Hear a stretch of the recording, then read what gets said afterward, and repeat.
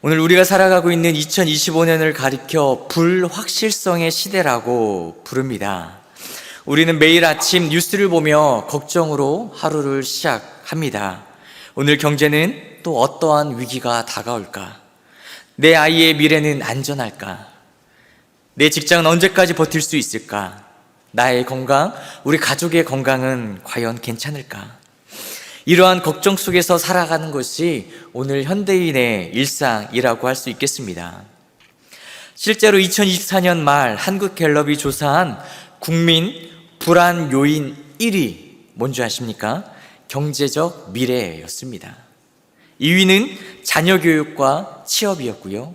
3위는 건강 문제였습니다. 이 세 가지가 바로 오늘 우리 성도들의 기도 제목이자 동시에 가장 큰 걱정거리다라고 말해도 과언이 아니죠. 그런데 놀라운 것은 이러한 걱정의 구조가요, 2000년 전 우리 예수님의 시대와도 똑같다라는 것입니다. 본문에서 예수님은 사람들의 가장 큰 근심, 무엇을 먹을까, 무엇을 마실까, 무엇을 입을까였음을 보여주십니다. 당시 팔레스타인 지역은요, 기후가 불안정하고 경제적으로 가난했기 때문에 생존 자체가 큰 걱정거리였습니다. 그러므로 오늘 본문에서 예수님은 단순히 마음을 편히 가지라고 말씀하신 것이 아닙니다. 염려하지 말라는 명령을 내리고 계신 것입니다. 그리고 단순한 부정이 아니라 대안을 제시해주고 계시죠. 뭐라고요? 먼저 그의 나라와 그의 의를 구하라. 다 같이 해볼까요? 그리하면 이 모든 것을 너희에게 더하시리라. 할렐루야. 우리가 이 본문을 가지고 찬양도 많이 부르지 않겠습니까? 이제 한번 또 찬양으로 함께 고백하면 좋을 것 같습니다. 먼저 그의 나라와 의를 구하라. 함께 고백할게요.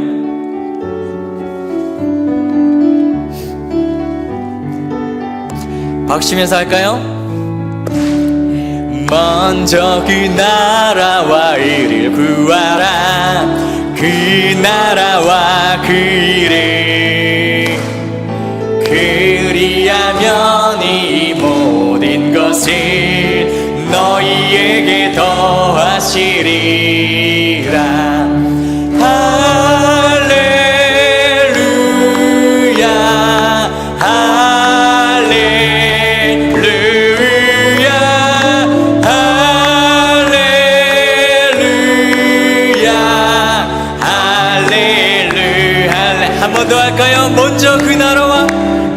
먼저 그 나라와 의를 구하라. 그 나라와 그 의를 그리하면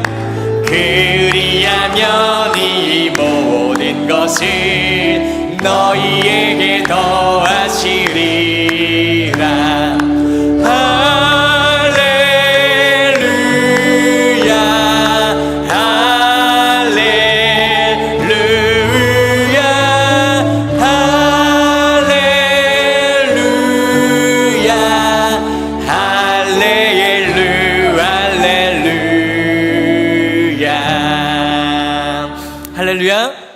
이 찬양의 고백이 우리의 진심의 고백이 되기를 간절히 바랍니다.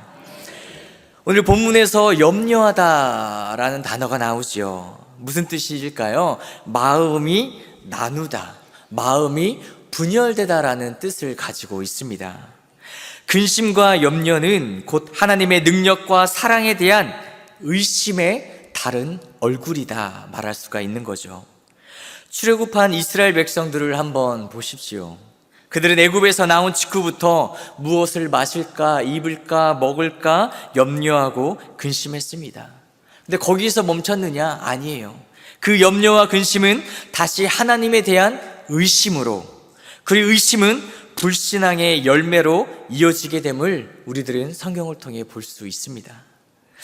이처럼 염려와 근심은 하나님으로부터 우리의 마음을 나누어지게 하고 분열되게 만드는 것입니다.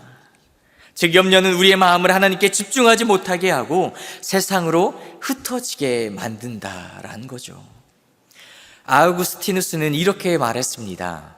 염려는 우리의 마음을 하늘로부터 땅으로 끌어내려 무너뜨리는 힘이다.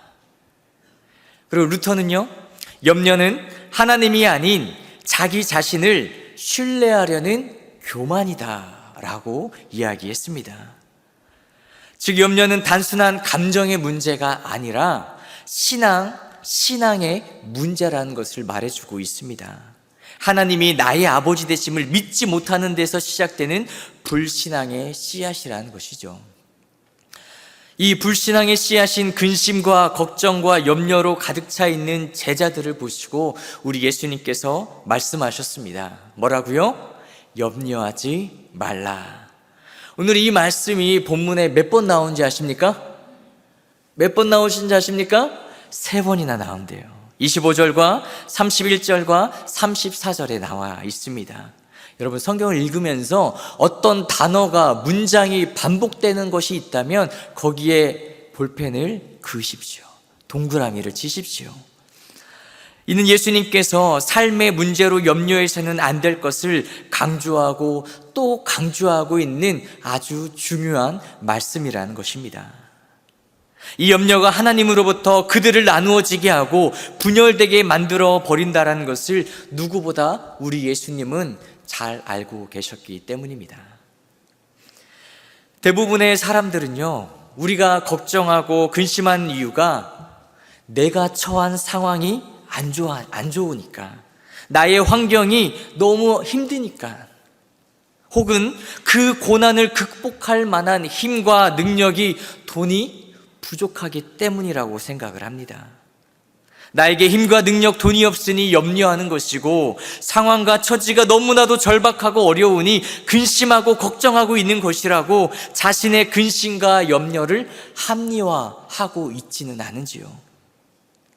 그런데 우리가 갖고 있는 모든 근심, 걱정, 두려움, 염려, 그것들이 생겨난 이유는요, 성경은 다르게 이야기를 합니다. 그것은 바로 미래 예측의 실패와 믿음의 부재라고 우리들에게 말씀합니다. 가난 때문이 아니라, 연약하고 병든 내 몸 때문이 아니라 믿음이 없어서 걱정하고 있다는 것이고요. 그리고 미래 예측에 실패하는 내 얄팍한 생각과 계산질 때문에 근심하고 염려하고 있다는 사실입니다. 우리가 염려하는 첫 번째 이유, 무엇라 이야기했죠? 바로 미래를 알지 못하기 때문에, 미래의 예측에 실패하기 때문이라고 말씀드렸습니다. 여러분들의 염려거리, 근심거리들을 한번 나열해 보시겠습니까? 집 문제, 빚, 건강 문제, 관계 문제, 직장 문제, 돈 문제, 자녀 문제, 진로 문제, 결혼 문제 등등등 많이 있겠죠. 또 요즘 대신방을 하다 보니까, 신방을 다니다 보면 우리 여성분들의 최대 고민거리를 알게 되었습니다. 뭘까요? 아침을 먹으면서 점심 걱정, 점심을 드시면서 저녁엔 뭘 먹을까, 저녁을 드시면서 내일 아침엔 뭐 먹을까, 이런 걱정들로 많이 고민하고 계시더라고요. 그런데 여러분, 이러한 수많은 문제들로 걱정하고 염려하고 고민하고 있는 우리의 모습을 보고 계시는 하나님의 마음은 어떠실까요? 자, 영상을 하나 준비했는데요, 물속에서 우는 아이의 동영상을 하나 가지고 왔습니다. 짧은 영상이니까 한번 같이 한번 보시면 좋을 것 같습니다. 한 아이가 물에 빠져서 줄에 매달려 있습니다. 그런데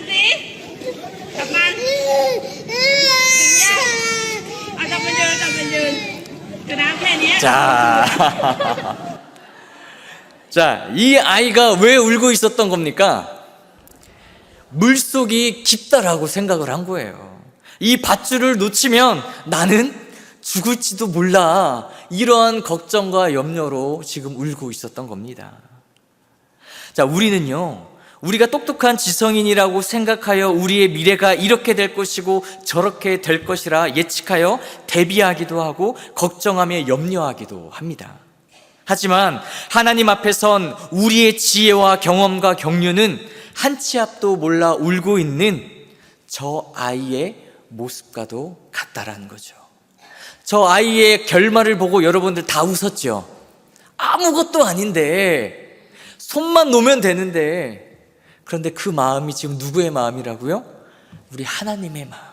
여러분들을, 울고 있는 여러분들을 바라보고 있는 하나님의 마음이 그와 같지 않겠습니까? 적극적 사고방식이라는 책의 저자 노만 빈센트 필이라는 박사가 이렇게 말했습니다. 우리의 걱정거리 중 40%는 몇 프로요? 40%는 절대 일어나지 않는 것입니다. 그리고 30%는 몇 프로는? 30은요 이미 일어났거나 돌이키기에는 너무 늦은 것이다. 나머지 22%는 너무나 사소한 것으로 안 해도 되는 걱정들이다. 그리고 또 4%는 우리 힘으로는 도저히 바꿀 수 없는 일이다. 자, 여기까지 다 빼고 나면 몇 프로가 남을까요? 오, 어떻게 이렇게 정확하게 더하기를 잘하시는군요. 4%가 남습니다.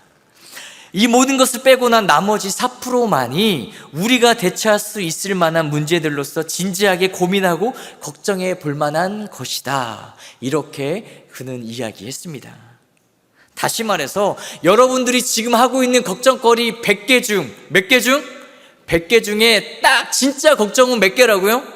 4개밖에 되지 않는다는 겁니다. 우리나라 1970년대 포스터를 보면은, 저는 보지는 못했습니다. 이런 문구를 봤습니다. 아들, 딸 구별 말고 둘 만나 잘 기르자. 보셨습니까? 네. 자, 그런데 계속해서 인구가 줄어들지 않고 계속해서 증가하자 80년대에는 이렇게 외쳤죠. 둘도 많다, 하나나 젊게 살고 좁은 땅 넓게 살자. 자, 그런데 지금은 어떻습니까? 아이가 없어요. 정반대로 아이를 낳지 않아 나라가 무너질 위기에 처해 버렸습니다. 이렇듯 인간의 미래 예측은요 언제나 불안하고 불완전합니다. 제 아무리 똑똑한 사람들이 계획하고 예측해서 무언가를 고민하고 걱정해도요 하나님 앞에 선 우리들은 어린아이와 같을 뿐입니다. 그렇게 염려는 우리에게 아무런 도움이 되지 않습니다. 본문 27절 말씀입니다. 너희 중에 누가 염려함으로 그 키를 한 자라도 더할 수 있겠느냐. 여기서 키로 번역된 헬라어의 의미는 삶의 기간, 나이, 수명을 의미합니다. 나이를 먹으면 키가 커진다는 의미에서 이 단어를 키라는 단어로 번역을 했어요. 자, 인간의 염려로는 수명을 연장할 수도 키를 늘릴 수도 없다라는 뜻입니다. 더 나아가 성경은 근심과 염려는 뼈도 마르게 한다라고 이야기를 합니다. 잠언 17장 22절 말씀입니다. 함께 읽습니다. 마음의 즐거움은 양약이라도 심령의 근심은 뼈를 마르게 하느니라. 여러분, 근심, 걱정, 염려는 우리에게 피해 망상과 공포, 신경증, 우울증, 무력한 심신증 등 다양한 형태의 정신적인 질병을 가지고 온다라는 거예요. 오늘날 많은 사람들이 이유도 모르고 원인도 모른 채 아파하는 사람들 많이 있죠. 저는 여기에서 다 비롯된 것이 아닐까 싶습니다. 더 나아가 이웃까지 힘들고 상처받게 만들고요 부정적인 판단을 함으로써 교회에 부흥하고 발전하는 데 있어서 큰 걸림돌이 되고 맙니다. 그래서 칼 바르트는 말했습니다. 걱정은 내일을 붙잡으려는 시도이지만 결국 오늘을 잃게 만든다. 다시 말해서 여러분, 걱정하면요 오늘을 잃어버린대요. 여러분, 이제까지 어떻게 살아오셨습니까? 내 형편에 따라, 내 처지에 따라, 내 감정에 따라, 내 지식과 경험에 따라 살아오지는 않으셨습니까? 하지만 이제부터는 여러분, 하나님의 말씀에 따라 살아가시기를 축복합니다. 하나님의 말씀에 승부를 거는 우리 월간교회 모든 성도님들 되기를 바랍니다. 잠언 3장 5절과 6절 말씀입니다. 함께 읽습니다. 너는 마음을 다하여 여호와를 신뢰하고 내 명철을 의지하지 말라. 너는 범사의 그를 인정하라. 그리하면 내 길을 지도하시리라. 아멘. 여러분, 이것이 바른 길, 옳은 길, 완벽한 길 아니겠습니까? 내 지식, 지혜, 내 계산질, 형편, 처지 따라 근심하며 걱정하며 염려하지 말고 하나님의 말씀만 믿고 하나님의 말씀을 따라 살아가시기를 간절히 바랍니다. 하나님의 뜻을 쫓아 내 뜻을 꺾어버리고 하나님의 말씀을 쫓아 내 상황을 극복하고 하나님의 인도하심과 명령을 따라 염려와 근심과 걱정을 누그러뜨리실 수 있기를 주님의 이름으로 축복합니다. 1965년 프랑스의 한 젊은 변호사가 콧노래를 부르며 막 길을 가고 있었습니다. 왜냐하면 이웃집 할머니로부터 좋은 집을 샀기 때문이에요. 아주 싸게. 그 할머님이 건 조건이 하나 있습니다. 그 할머님이 현재 90세인데 몇 세라고요?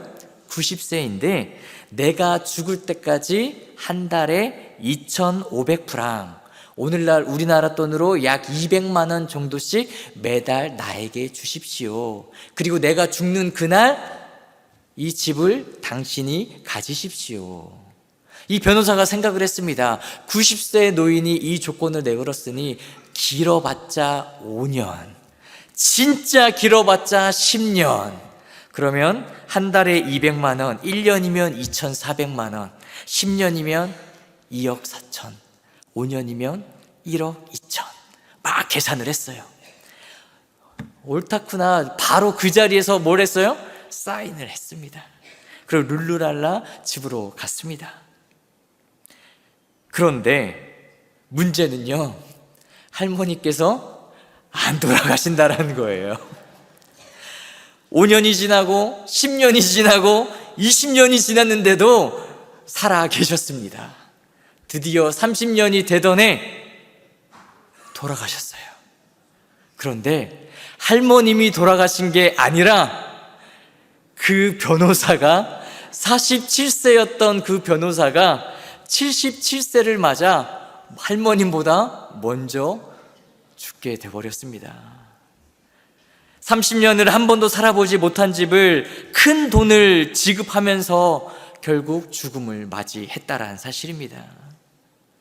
이 할머니는요, 그 변호사가 죽고 2년을 더 사셨대요. 그래서 122세로 생을 마감했습니다. 기네스북에도 진짜 올랐던 잔느 칼망이라는 할머님이셨다고 합니다. 자, 여러분, 이 사건은요, 우리에게 이렇게 묻습니다. 정말 내일을 내가 알 수 있느냐? 인간은요, 내일을 알지 못합니다. 그러므로 걱정 대신 하나님의 섭리를 믿어야 되는 것이죠.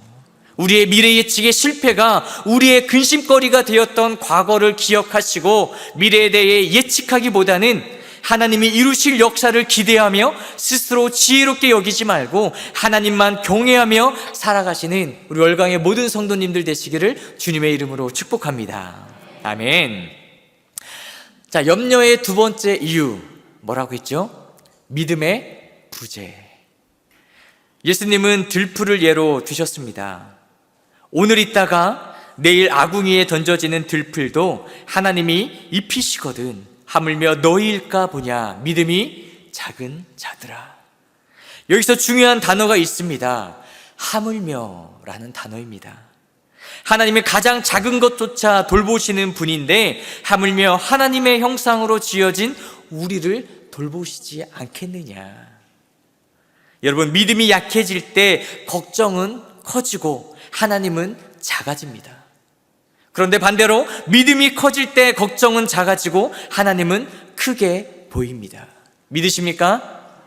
여러분, 변수는 상황이, 환경이 아닙니다.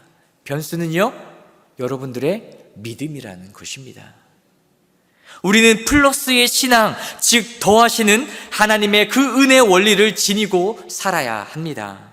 나의 연약함에 예수 그리스도를 더하면 강함이 되고 나의 죄에 그리스도의 십자가를 더하면 의로움으로 바뀌게 되는 것 아닙니까? 환난과 위기를 만났거나 하나님의 사랑에 의심이 들 때마다 하물며라는 단어를 떠올리십시오. 오늘 있다가 내일 아궁이에 던져지는 들풀도 하나님이 이렇게 입히시거든 하물며 너희일까 보냐.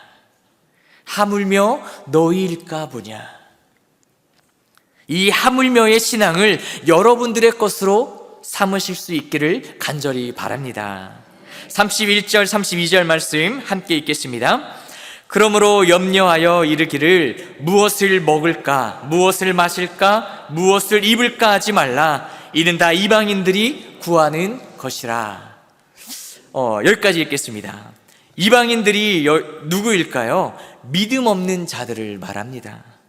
근심, 걱정, 염려는 이방인들, 즉 하나님에 대한 믿음과 신뢰가 없는 자들이나 하는 것이다 라고 말씀하십니다. 다시 말해서 여러분들이 행여 걱정하고 염려하고 근심하고 두려워하는 것은 뭐를 지금 증명하고 있는 거예요? 나는 하나님의 자녀가 아닙니다라고 증명하는 거예요. 우리의 걱정과 염려와 근심은 우리 상황과 처지와 형편 때문이 아니라 여러분 믿음의 결여, 하나님에 대한 신뢰의 결여 때문임을 기억하십시오. 이어서 우리 예수님께서 말씀하셨습니다. 이는 다 이방인들이 구하는 것이라 너희 하늘아버지께서 이 모든 것이 너희에게 있어야 할 줄을 아시느니라. 하나님이 여러분들을 모르실까요? 여러분들의 근심, 걱정, 염려, 두려움, 여러분들에게 닥쳐온 그 고난거리, 문제거리 여러분들보다 더 잘 알고 계시는 분이 우리 하나님이신 줄 믿습니다. 하나님께서 내가 뭘 필요로 하는지, 뭘 원하고 있는지, 뭘 간절히 바라고 있는지 다 아십니다. 우리가 하나님을 온전히 믿고 신뢰할 때 어떠한 상황과 역경 속에서도 견딜 수 있는 힘과 헤쳐나갈 수 있는 능력을 주실 줄 믿습니다. 지혜를 주실 줄 믿습니다. 환경이 더 좋아지고 상황이 윤택해지고 풍요로워지면 우리의 염려와 걱정이 사라질 것이라 우리들은 생각하지만 천만의 말씀입니다. 그것들을 없앨 수 있는 방법은 딱 하나밖에 없습니다. 하나님에 대한 신뢰와 믿음을 회복하는 것밖에 없다라는 것을 반드시 기억하시기 바랍니다. 두려우십니까? 걱정이 임하십니까? 염려가 되십니까? 그러면 그 즉시 하나님 앞에 무릎 꿇고 회개하시면서 이렇게 기도하십시오. 하나님, 나의 믿음 없음을 용서하여 주시옵소서. 나에게 믿음을 더하여 주시옵소서. 이렇게 고백하실 수 있기를 간절히 바랍니다. 마지막으로 우리 예수님은 단순히 걱정하지 말라라고만 말씀하신 것이 아닙니다. 대안을 주셨지요. 너희는 먼저 그의 나라와 그의 의를 구하라. 그리하면 이 모든 것을 너희에게 더하시리라. 함께 다시 한번 외쳐볼까요? 너희는 먼저 그의 나라와 그의 의를 구하라. 그리하면 이 모든 것을 너희에게 더하시리라. 아멘.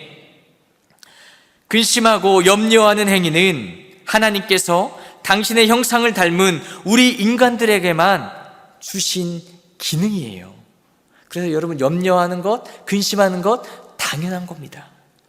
그런데 여러분 동물들은 미래일을 예측할 능력이 없기에 본능에만 충실할 뿐 아니겠습니까? 오직 인간만이 현재의 상황과 과거의 경험을 토대로 미래에 벌어질 일들을 예측합니다.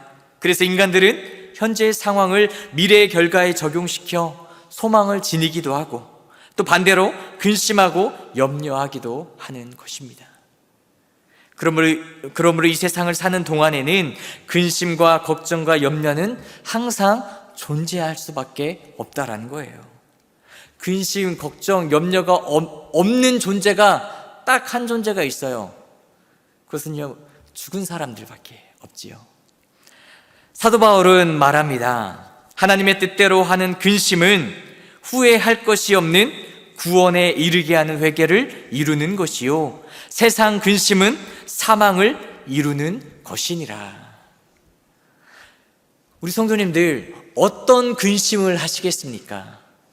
구원에 이르게 하는 근심을 하시겠습니까? 사망을 이루는 근심을 하시겠습니까? 오늘 우리에게 주시는 예수님의 말씀은 분명합니다. 염려하지 말고 오늘 주어진 시간에 충실하게 살아 근심과 걱정에 쓰는 에너지와 열정을 주의 일에 대한 관심과 헌신으로 바꿔내라, 전환해라 말씀하고 계십니다. 여러분, 전환하실 수 있기를 축복합니다. 우선순위를 하나님으로 바꾸실 수 있기를 간절히 바랍니다. 걱정과 근심에 쓰는 에너지와 열정을 주의 일에 대한 관심과 헌신으로 바꿔내십시오. 그러면 하나님께서 역사하십니다. 풍성하게 역사해 주실 줄 믿습니다. 내가 하나님의 일을 하면 하나님은 나의 일을 해 주실 줄 믿습니다. 함께 따라해 볼까요? 내가 하나님의 일을 하면 하나님은 내 일을 하신다. 믿으십니까? 자, 여러분들의 일을 여러분들이 하는 게 효율적입니까? 하나님께서 하시는 게 더 효율적이십니까? 당연히 하나님이 하시는 게 효율적이죠. 그럼 여러분들이 해야 할 일은 뭐예요? 여러분들은 하나님의 일을 하시면 되는 겁니다. 여러분들 앞에 큰 어려움, 근심, 걱정, 여러분들의 능력으로 할 수 없는 일을 만나면 그때는 낙심할 것이 아니라 하나님 앞에 기도하면서 하나님께 선포하는 겁니다. 하나님, 내가 하나님의 일을 할 테니 하나님은 내 문제를 해결해 주십시오. 이렇게 기도할 때에 우리 하나님께서 들으시고 흡족하게 받아주실 줄 믿습니다. 사랑하는 성도 여러분, 2025년 하반기를 우리는 걱정으로 살아갈 수도 있습니다. 그런데 우리 주님은 오늘 성경을 통해 이렇게 말씀하고 계십니다. 걱정하지 말고 뭐하라? 기대하라. 따라해 볼까요? 걱정하지 말고 기대하라. 내일은 우리의 계산 속에서 무너지는 날이 결코 아닙니다. 내일은 하나님의 섭리가 펼쳐지는 날임을 기억하십시오. 염려는 불신앙의 씨앗이지만 기대는 믿음의 열매임을 기억하십시오. 걱정은 오늘을 빼앗지만 기대는 내일을 열어줍니다. 오늘 우리는 결단해야 합니다. 걱정 대신 기대를, 불안 대신 믿음을, 세상 근심 대신 하나님의 나라와 의를 먼저 구하는 삶을 여러분 선택하셔야 된다는 사실입니다. 사랑하는 성도 여러분, 2025년 하반기를 이렇게 살아가실 수 있기를 축복합니다. 주님, 제가 걱정 대신 하나님을 기대하게 하옵소서. 불안 대신 믿음을 선택하게 하옵소서. 세상 근심 대신 하나님의 나라와 의를 먼저 구하게 하여 주시옵소서. 이렇게 고백할 때에 우리 하나님께서 약속하신 대로 이 모든 것을 더하시고 우리의 삶을 책임져 주시며 풍성한 은혜와 공급을 경험하게 될 줄 믿습니다. 이 모든 은혜가 우리 월강교회의 모든 성도님들과 각 가정 위에 풍성히 임하기를 주님의 이름으로 축복합니다. 축복합니다. 여러분, 이러한 찬양이 있습니다. 모든 시선을 주님께 드릴 때 우리의 삶은 주의 역사가 된다. 반주를 넣어주세요. 삶의 우선순위를 하나님께 둘 때에 하나님의 일하심을 보게 될 줄 믿습니다. 여러분, 그 믿음 가지고 마지막으로 이 찬양으로 하나님 앞에 기도하는 마음을 가지고 나아가도록 하겠습니다.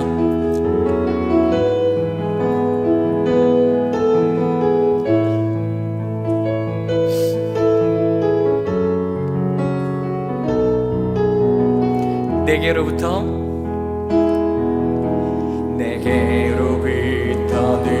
눈을 들어 주를 보기 시작할 때 주의 일을 보겠네. 내 작은 마음 돌이키사 하늘에 꿈꾸게 하네. 주님을 볼 때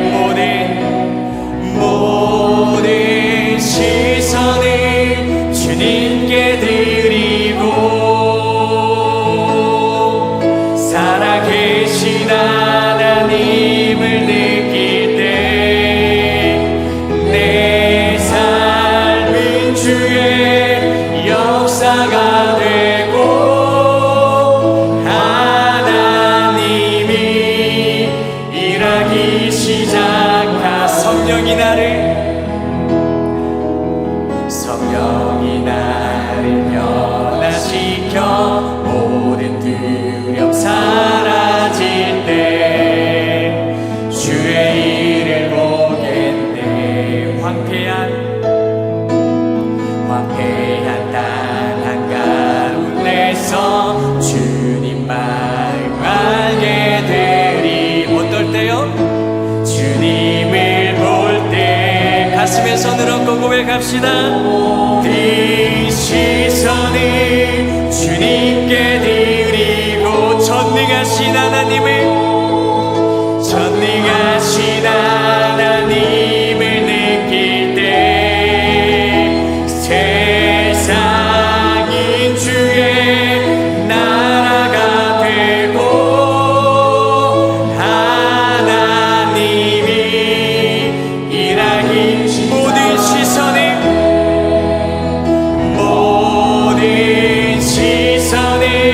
주님께 드리. 살아계신 하나님을 느낄 때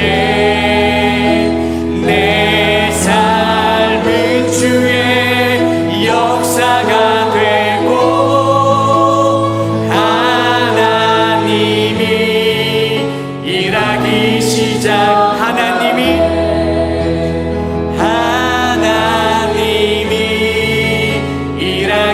시작하네. 할렐루야. 하나님의 그 일하심을 보고 듣고 체험하는 우리 월간교회 모든 성도님들 되기를 주님의 이름으로 축복합니다. 기도하겠습니다.